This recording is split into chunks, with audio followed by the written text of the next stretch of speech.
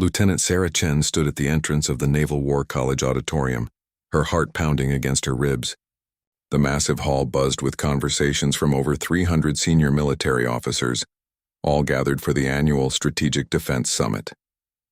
At 28, she was the youngest person in the room, and certainly the only one who had never commanded a ship or led troops into battle. Her hands trembled slightly as she adjusted the folder containing her presentation.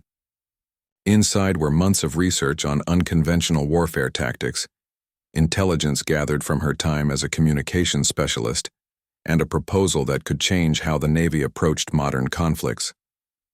But looking at the sea of decorated uniforms and stern faces, she wondered if anyone would take her seriously. Admiral Richard Morrison sat in the front row, his chest heavy with ribbons and medals earned from 3 decades of distinguished service. His reputation preceded him everywhere he went.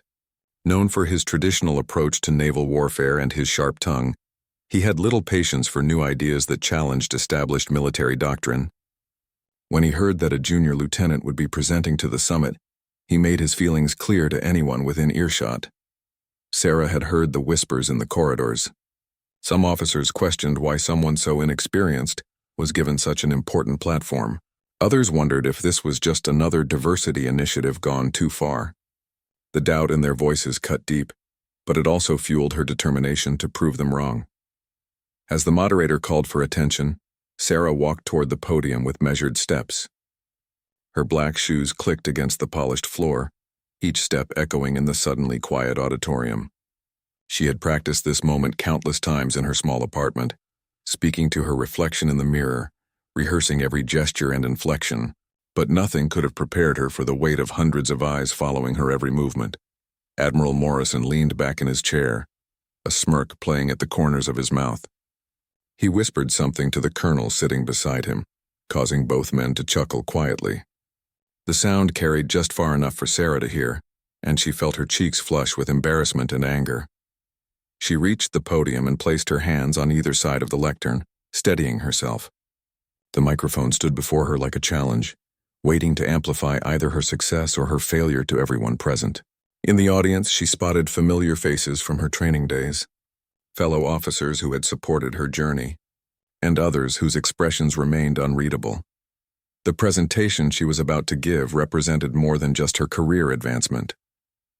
It was the culmination of years spent studying enemy tactics, analyzing intelligence reports that others had dismissed, and developing strategies that conventional military thinking had overlooked. She had identified patterns in recent conflicts that suggested a fundamental shift in how wars were being fought, and she believed the Navy needed to adapt or risk being left behind.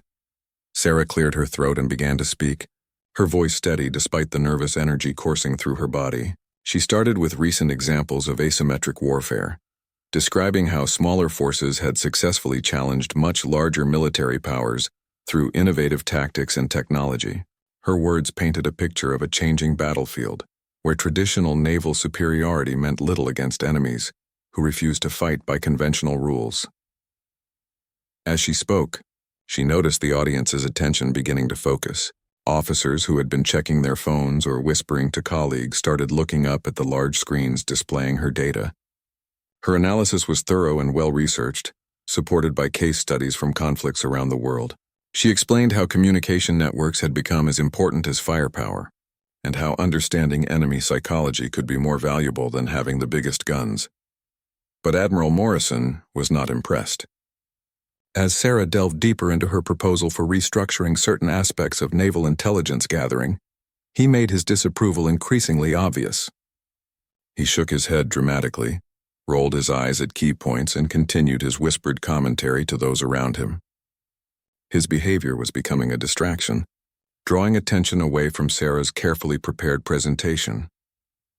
When Sarah proposed establishing new joint training programs with Special Operations Forces, Admiral Morrison finally stood up. The entire auditorium fell silent as all eyes turned to the distinguished officer. His expression was one of barely contained amusement mixed with condescension. He looked around the room as if seeking support from his fellow officers, before fixing his gaze on the young lieutenant at the podium. The tension in the room became palpable. Sarah's mouth went dry as she realized that her presentation was about to be interrupted in the most public, and humiliating way possible. She gripped the sides of the podium tighter, preparing herself for whatever was coming next, knowing that the next few moments would likely define not just this presentation, but possibly her entire military career. Admiral Morrison's voice cut through the silence like a blade through water. His words dripped with condescension as he addressed not Sarah, but the entire auditorium, as if she were merely an object to be discussed rather than a fellow officer deserving of respect. "Ladies and gentlemen," he began, his tone carrying the authority of 3 decades of command, "I think we've heard enough theoretical speculation for one morning." His emphasis on the word theoretical made it sound like an insult. Several officers in the audience shifted uncomfortably in their seats, unsure whether to support their respected admiral or defend a fellow service member. Sarah felt the blood drain from her face as Admiral Morrison continued his public dismantling of her presentation. "While I'm sure Lieutenant Chen has spent considerable time researching these unconventional ideas," he said, pausing to let his words sink in, "I believe our time would be better spent discussing proven strategies rather than untested theories from someone who has never commanded so much as a patrol boat." The Admiral's comment sent ripples of murmured conversations throughout the auditorium. Some officers nodded in agreement, while others looked distinctly uncomfortable with the public nature of this professional humiliation. Sarah's commanding officer, Captain Williams, sat rigid in his seat, clearly torn between defending his subordinate and avoiding a confrontation with one of the Navy's most influential leaders. Furthermore, Admiral Morrison continued, warming to his theme, "I find it somewhat presumptuous that we're being lectured on naval strategy by someone whose most significant combat experience comes from monitoring radio communications." His comment drew a few chuckles from some quarters of the audience, each laugh feeling like a physical blow to Sarah's confidence and professional standing. Sarah's hands gripped the podium so tightly that her knuckles turned white. Years of training kicked in as she fought to maintain her composure despite the public attack on her credibility. She had expected skepticism, even strong disagreement, but this level of personal and professional disrespect was beyond anything she had prepared for. The Admiral wasn't just disagreeing with her ideas, he was attempting to destroy her authority to even present them. The young lieutenant took a deep breath and chose her words carefully.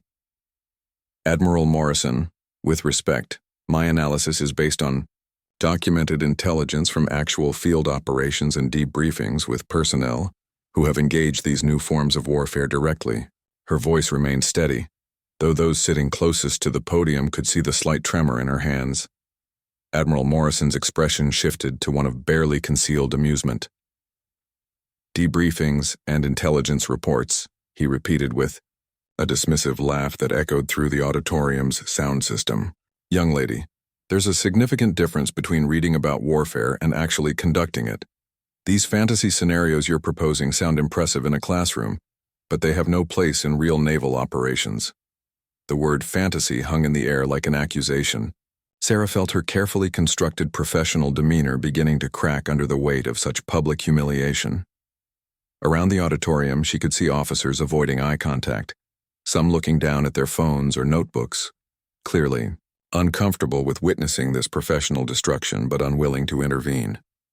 "Perhaps," Admiral Morrison continued, his voice growing louder and more confident as he played to his audience, "the lieutenant would benefit from spending more time learning traditional naval doctrine before attempting to revolutionize an institution that has served our nation with distinction for centuries."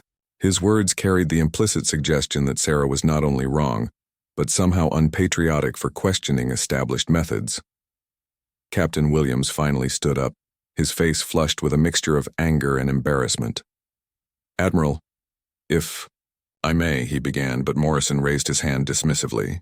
"Captain, I'm sure you meant well in sponsoring this presentation, but we must maintain standards." The Admiral's tone suggested that those standards had already been compromised by allowing Sarah to speak in the first place. "Our enemies don't care about diversity initiatives or feel-good policies. They care about our ability to project power and maintain maritime superiority through proven methods." Sarah felt the walls of her career closing in around her. The Admiral's comments were not just professional disagreement, they were character assassination disguised as strategic discussion. Every word was calculated to undermine not just her current presentation, but her future credibility within the naval community. She realized that this moment would follow her throughout her career, a story that would be told and retold whenever her name came up for promotion or assignment. The auditorium had fallen completely silent except for Admiral Morrison's voice. Even the usual sounds of shuffling papers and quiet conversations had stopped as everyone focused on this unexpected confrontation. Sarah understood that how she responded in the next few moments would determine not only her immediate professional future, but also her long-term viability as a naval officer. Taking another deep breath, she prepared to respond to Admiral Morrison's attacks, knowing that whatever she said would likely either salvage her career or end it entirely. The weight of 300 pairs of eyes pressed down on her as she opened her mouth to speak, unsure if her voice would even work properly under such intense pressure and scrutiny. Before Sarah could respond to Admiral Morrison's cutting remarks, a movement in the back of the auditorium caught everyone's attention. 6 men in crisp Navy uniforms stood up simultaneously, their movements precise and coordinated despite being scattered across different rows. What made heads turn throughout the hall was not just their synchronized action, but the distinctive insignia they wore on their uniforms.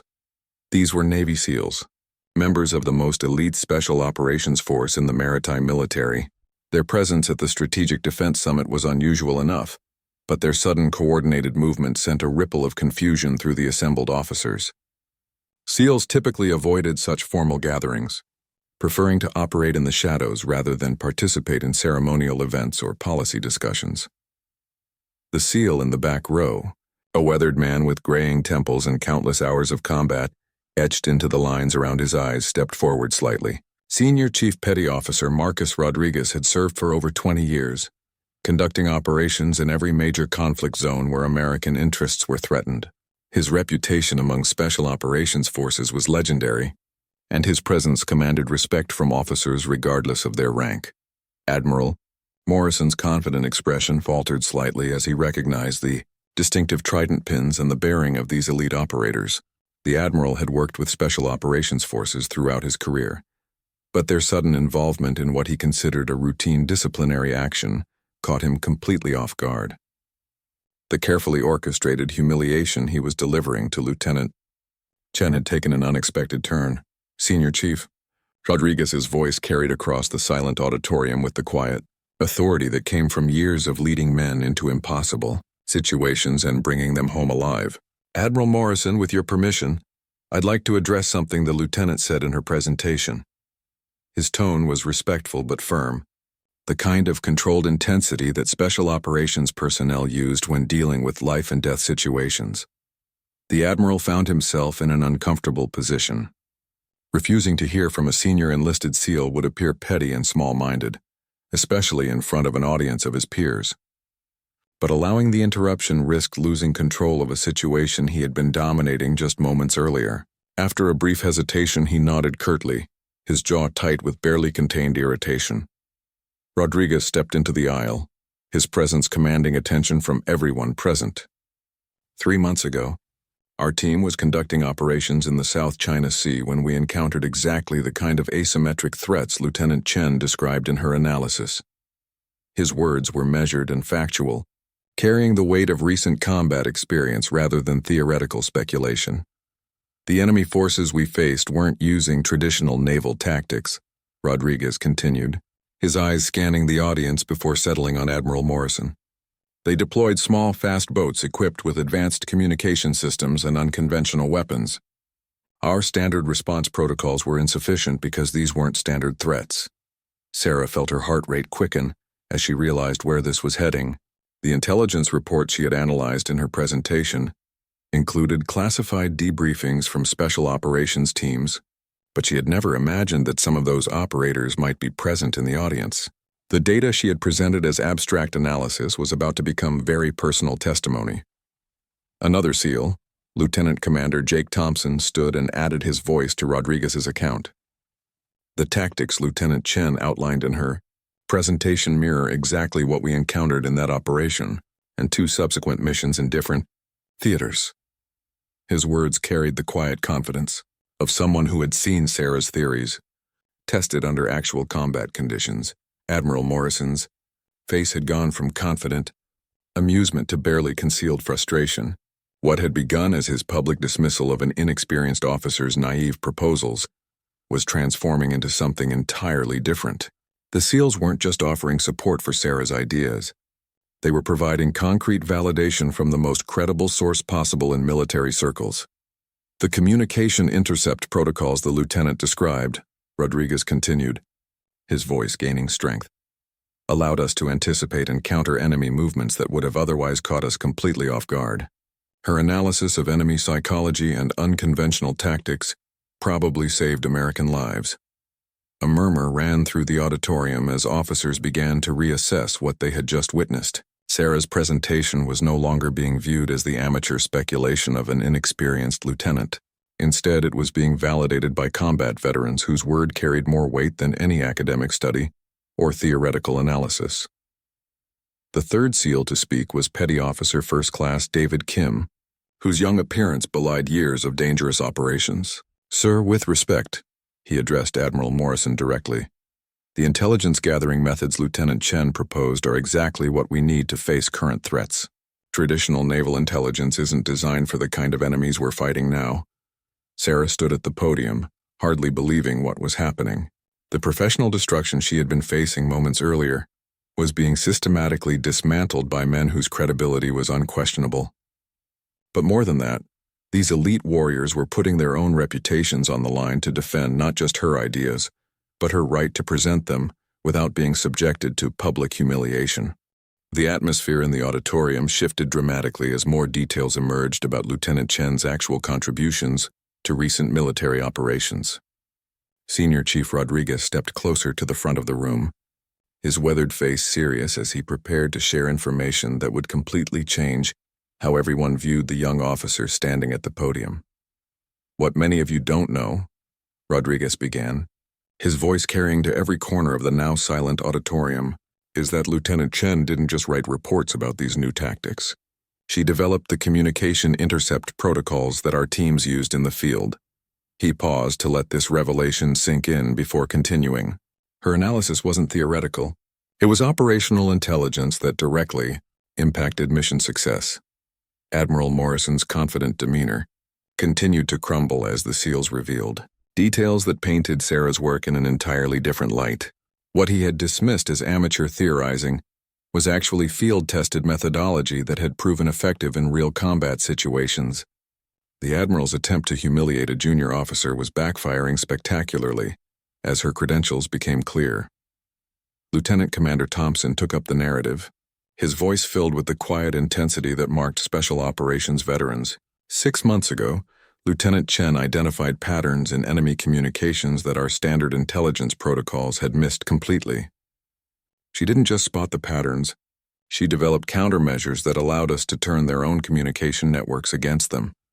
Sarah felt dizzy as she listened to the SEALs describe her work. She had known her analysis was being used in the field, but she had never received direct feedback about its effectiveness. Hearing these elite operators describe how her intelligence work had contributed to successful missions felt surreal, especially after Admiral Morrison's devastating critique just minutes earlier. "The joint training program she's proposing," added Petty Officer Kim, his youthful appearance contrasting with the authority in his voice, "are based on gaps we identified during actual operations. We need intelligence specialists who understand unconventional warfare, and we need special operations forces who understand advanced communication systems." Lieutenant Chen identified those needs and developed solutions.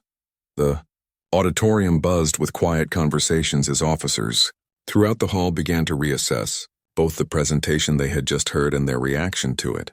Many who had remained silent during Admiral Morrison's attack were now whispering among themselves, clearly uncomfortable with how quickly they had dismissed Sarah's ideas based solely on her rank and apparent inexperience. Captain Williams stood up again, this time with visible confidence rather than the hesitation he had shown earlier. "Admiral Morrison, I think it's important for everyone to understand Lieutenant Chen's actual background." His voice carried across the auditorium as he addressed not just the Admiral, but the entire assembly. "She holds advanced degrees in both computer science and international relations, and she's completed the same intelligence analysis courses as our most senior specialists." Rodriguez nodded in agreement and added another crucial detail. Lieutenant Chen also spent 18 months embedded with Joint Special Operations teams as a communication specialist. She wasn't sitting in an office reading reports.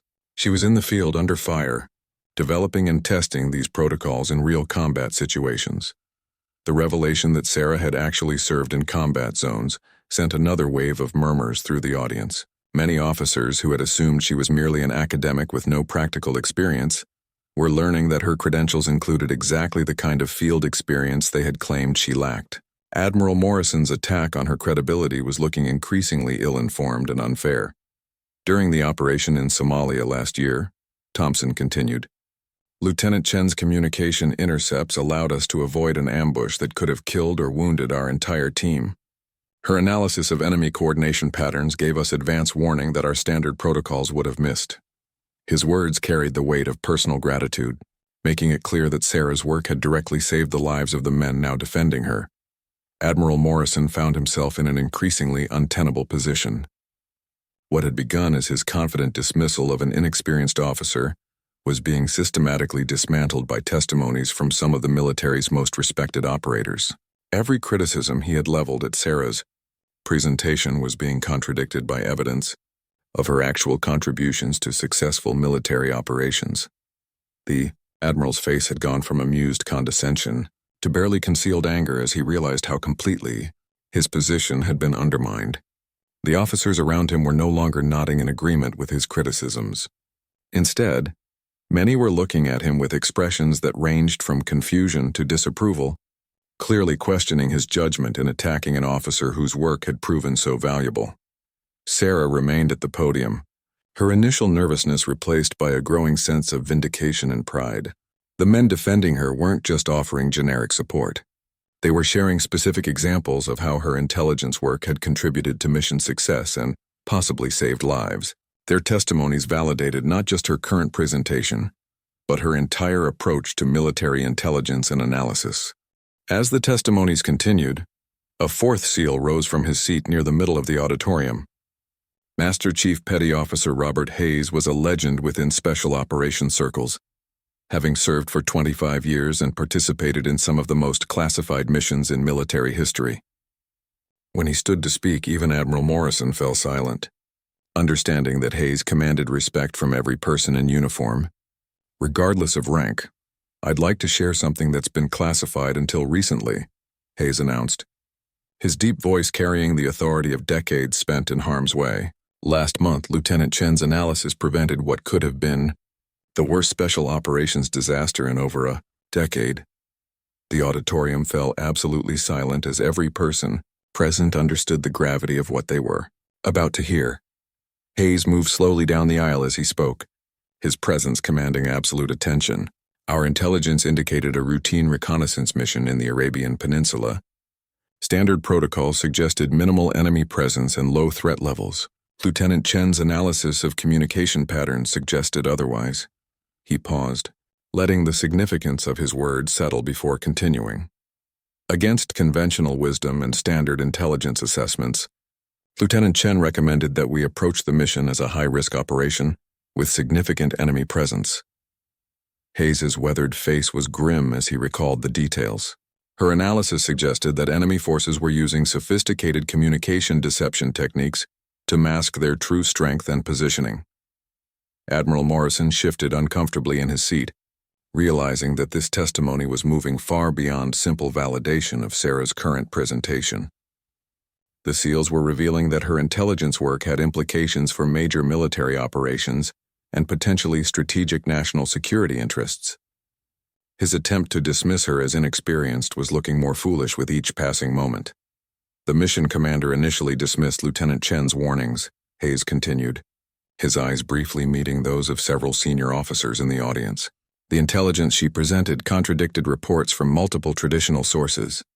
However, she requested permission to provide real-time communication analysis during the operation, and that decision saved 12 American lives. Sarah felt tears welling up in her eyes as Hayes described the mission she had monitored from thousands of miles away. She had spent 3 sleepless nights tracking enemy communications, identifying patterns that suggested a carefully planned ambush.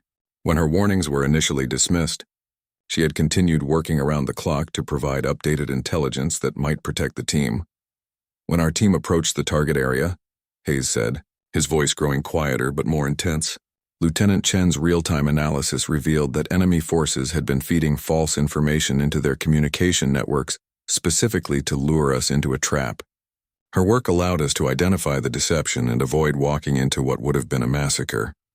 Lieutenant Commander Thompson nodded grimly and added, the enemy had positioned over 200 fighters in concealed positions around the target area. Our original intelligence suggested fewer than 30. Without Lieutenant Chen's analysis, our 12-man team would have been outnumbered nearly 20-1 with no advance warning. The numbers sent a chill through the auditorium. Even officers with limited combat experience understood that such odds would have meant certain death for the entire Special Operations team. Sarah's intelligence work hadn't just contributed to mission success. It had prevented a catastrophic loss of American lives and potentially compromised ongoing operations throughout the region. Furthermore, Hayes continued, Lieutenant Chen's analysis revealed that this wasn't an isolated incident. The enemy had been using similar deception techniques across multiple theaters of operation. Her work led to a complete revision of how we approach intelligence, gathering in asymmetric warfare environments. The Master Chief's words made clear that Sarah's contributions extended far beyond a single mission. Admiral Morrison found himself facing a crisis of credibility.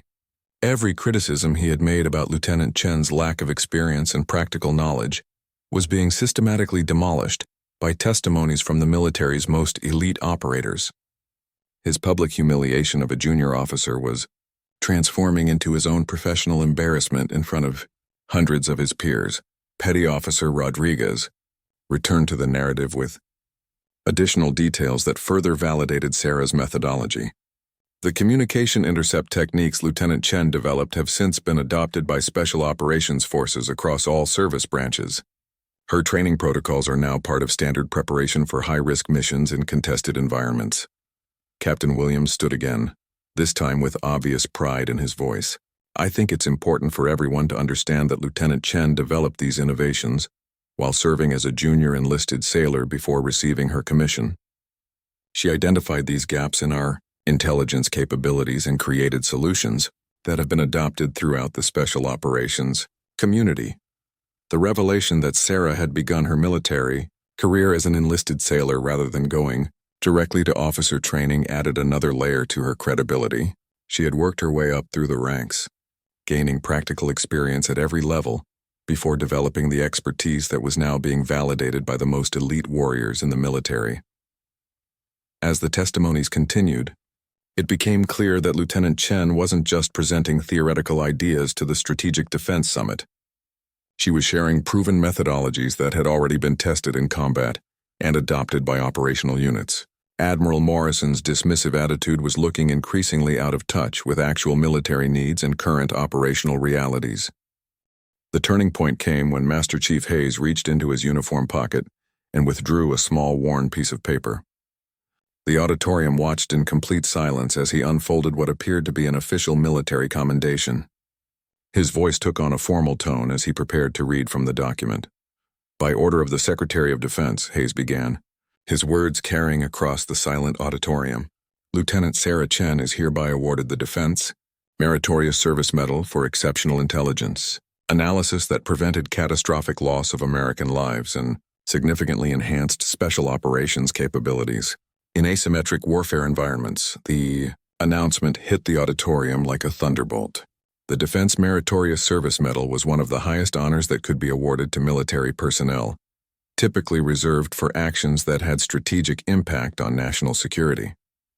The fact that Sarah had received such recognition while Admiral Morrison was publicly questioning her competence made his behavior appear not just inappropriate, but completely divorced from reality. Admiral Morrison's face had gone pale as he realized the full extent of his miscalculation. He had attempted to humiliate an officer whose contributions to national defense had already been recognized at the highest levels of government. His public attack on her credibility was not just professionally inappropriate. It was an attack on someone whose work had been validated by the most senior leadership in the Department of Defense. Hayes continued reading from the citation, his voice growing stronger with each word. Lieutenant Chen's innovative communication analysis protocols have been adopted across all Special Operations Commands and have directly contributed to the successful completion of over 30 classified missions in multiple theaters of operation. The scope of Sarah's impact was far beyond what anyone in the auditorium had imagined. Furthermore, Hayes read, her development of joint training protocols between intelligence specialists and special operations forces has enhanced mission effectiveness and reduced operational risks across the entire special operations community. The citation made clear that Sarah's proposals weren't theoretical suggestions.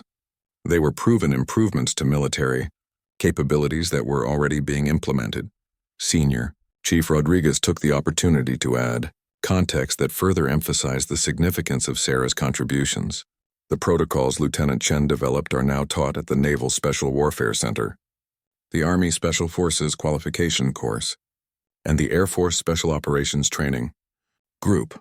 Her work has become standard curriculum for the most elite units in our military. The auditorium buzzed with quiet conversations as officers absorbed the full implications of what they were hearing. Lieutenant Chen wasn't just a junior officer with interesting ideas. She was a decorated intelligence specialist whose innovations had been adopted throughout the special operations community. Admiral Morrison's dismissal of her work revealed a stunning disconnect from current military realities. Lieutenant Commander Thompson stepped forward to add the final piece of context that would completely transform how everyone viewed the situation. What Admiral Morrison may not be aware of, he said diplomatically, is that Lieutenant Chen has been selected for promotion to Lieutenant Commander and assignment as the Deputy Director of Special Operations Intelligence Analysis at the Pentagon. The Che announcement sent another wave of shock through the audience. Sarah was not only a decorated officer whose work had proven invaluable to special operations, she was being promoted to one of the most important intelligence positions in the military. Admiral Morrison had publicly attacked an officer who was clearly being groomed for senior leadership roles within the defense establishment. Sarah felt overwhelmed by the revelations that were transforming her public humiliation into what amounted to a celebration of her contributions to military effectiveness. She had known about some of the recognition her work had received, but she had never imagined that the SEALs would choose this moment to make her achievements public. Their defense of her had gone far beyond simple professional support. They were demonstrating the depth of respect she had earned within the special operations community. Admiral Morrison finally stood up, his face flushed with embarrassment and anger. He had painted himself into a corner by publicly attacking an officer whose credentials and contributions were far more substantial than he had realized. His attempt to demonstrate his authority and experience had instead revealed his ignorance of current military operations and his poor judgment in personnel matters. I believe, Admiral Morrison said slowly, his voice lacking the confidence he had displayed earlier, that I may have spoken hastily about Lieutenant Chen's presentation. His words were clearly an attempt to save face, but the damage to his credibility had already been done. His backtracking was too little and too late to undo the impression he had created. Master Chief Hayes folded the commendation carefully and returned it to his pocket. Admiral, with all due respect, Lieutenant Chen's work speaks for itself. The men and women who have benefited from her intelligence analysis in combat zones understand her value to our military, even if some people in headquarters don't. His words were respectful in tone, but carried an unmistakable message about the disconnect between desk officers and operational reality. The other SEALs remained standing, creating a powerful visual statement of solidarity with Sarah and implicit criticism of Admiral Morrison's behavior. Their presence transformed what had begun as her professional humiliation into a demonstration of respect for her contributions and a rebuke to those who would dismiss valuable personnel based on preconceived notions about experience and capability. As the SEALs prepared to return to their seats, Master Chief Hayes made one final gesture that would be remembered long after the Strategic Defense Summit ended. He walked deliberately toward the podium where Sarah still stood, his movements commanding the attention of everyone in the auditorium. When he reached her, he came to attention and rendered a crisp military salute. The gesture was unprecedented. A Master Chief with 25 years of distinguished service was saluting a lieutenant, reversing the normal military hierarchy in a display of professional respect. that transcended rank structure. His salute was not just a recognition of Sarah's current position, but an acknowledgement of her contributions to the safety and effectiveness of the men and women under his command. One by one, the other 5 SEALs followed Hayes's example. Senior Chief Rodriguez snapped to attention and saluted, his weathered face showing genuine respect and gratitude. Lieutenant Commander Thompson, despite outranking Sarah, offered his own salute in recognition of her intelligence work that had protected his teams in the field. Each SEAL's salute represented not just personal respect, but the collective appreciation of the Special Operations community. The sight of elite Special Operations forces saluting a junior officer sent a powerful message through the auditorium. These were men who had earned their reputations through years of dangerous service in the most challenging military environments. Their public demonstration of respect for Sarah's work carried more weight than any official commendation or promotion announcement could have achieved. Admiral Morrison remained seated, his face a mask of barely controlled emotions. The public nature of his humiliation was complete, but more importantly, his credibility as a senior leader had been severely damaged. His attack on Lieutenant Chen had revealed not just poor judgment, but a dangerous disconnect from current military realities and the contributions of junior personnel to overall mission success. Other officers throughout the auditorium began to stand and applaud, creating a crescendo of recognition that filled the hall. Captain Williams was among the first to rise, followed by dozens of other officers who had witnessed the dramatic reversal of fortune. What had begun as Sarah's professional nightmare had transformed into an unprecedented display of respect and validation. Sarah felt tears streaming down her face as she returned the SEALs' salutes and acknowledged the standing ovation from her fellow officers. The emotional whiplash of the past hour had been overwhelming, taking her from the heights of confidence through the depths of public humiliation and back to a level of recognition she had never imagined possible. The support from the Special Operations community meant more to her than any award or promotion ever could. The moderator of the summit, a senior Navy captain who had remained silent throughout the dramatic confrontation, finally stepped forward to restore order to the proceedings. "I believe," he announced with obvious emotion in his voice, "that we have all learned something important today about the value of listening to all perspectives, regardless of the source." His words carried an implicit criticism of Admiral Morrison's behavior while praising Sarah's resilience and the SEALs' integrity. As the applause finally died down and the SEALs returned to their seats, Sarah was given the opportunity to complete her presentation. Her voice was stronger now, filled with confidence born from the validation she had received from the military's most respected operators. She spoke with passion about her vision for improved intelligence gathering and joint training programs, knowing that her words would now be heard with the respect they deserved. Admiral Morrison quietly gathered his papers and left the auditorium before Sarah finished her presentation. His departure was noted by many in the audience, but few were surprised. His behavior had been so inappropriate and his judgment so poor that his continued presence would only have served as a reminder of his professional failure and lack of understanding about current military needs. When Sarah finally concluded her presentation, she received another standing ovation, this one even longer and more enthusiastic than the first. Officers who had initially dismissed her ideas were now approaching the podium to ask questions and express interest in implementing her proposals. The transformation was complete. She had gone from being the target of public humiliation to being recognized as an innovative leader whose contributions were essential to military effectiveness. In the weeks that followed the summit, the story of Admiral Morrison's attack on Lieutenant Chen and the SEALs' dramatic defense spread throughout the military community. It became a cautionary tale about the dangers of judging personnel based on preconceived notions rather than actual performance and contributions. More importantly, it highlighted the critical role that junior officers play in developing the innovations and insights that keep the military effective in an ever-changing security environment. Sarah's promotion to lieutenant commander proceeded as scheduled, and her new position at the Pentagon gave her the platform to implement the changes she had proposed at the summit. The joint training programs she had recommended were established across all Special Operations commands, and her intelligence analysis protocols became standard practice throughout the military. Admiral Morrison, meanwhile, found his influence significantly diminished as word of his poor judgment spread through senior leadership circles, serving as a reminder that true military leadership requires wisdom, humility, and respect for all service members regardless of their rank or apparent experience.